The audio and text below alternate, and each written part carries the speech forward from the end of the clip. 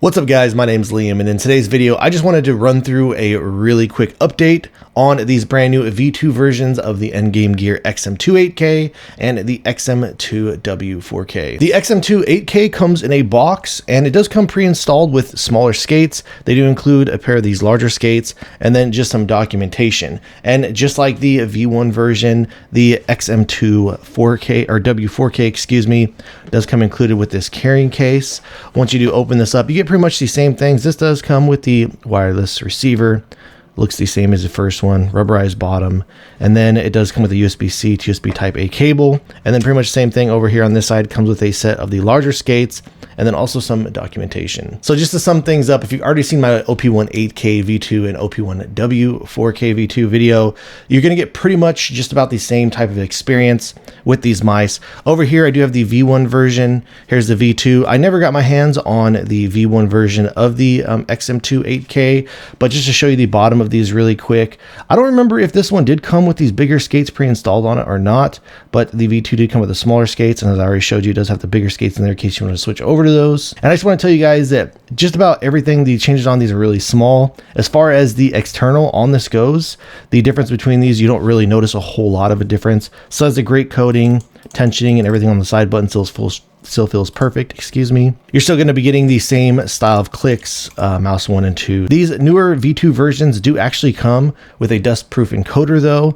and the difference in scrolling on these is the scroll feels a little bit lighter over here on the V1 version. I'm not sure if you'll hear an audible difference.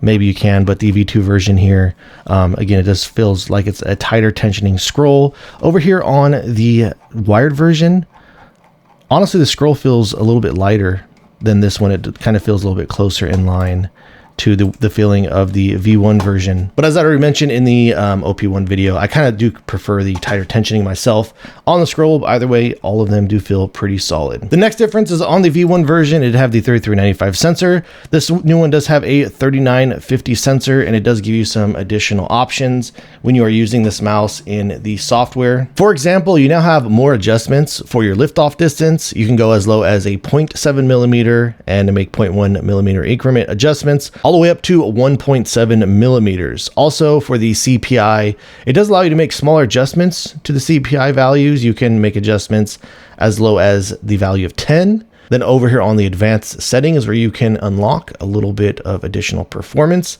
They do have this Force Max sensor FPS value right here. I do recommend enabling this if you want to have the highest performance on this mouse possible. Just know that when you do have this enabled, it is going to drain your battery life faster. And then for the polling rate options down here, pretty much same as before. However, it does have this 1000 Hertz power saving option. When you do enable this, it will automatically disable the Force Max sensor FPS if you did have that enabled. So these are the settings that I've been using this mouse at. And just so you know, if you are using the wired version, the XM2 8K, this Force Max sensor FPS option is not available, as it is always enabled the entire time that you are using the wired version. So one of the changes that was made to the OP1 8K V2 was they did redesign the PCB on the internals. That was not the case with the XM2 8K V2. It's still similar to the one before. And the same thing goes with the V1 and V2. They should have the same type of internal design. So throwing the V1 on the scale, remember it does have these larger skates on there. Looks like I'm getting it coming in around 62.2 grams with the V2 having these smaller skates on here.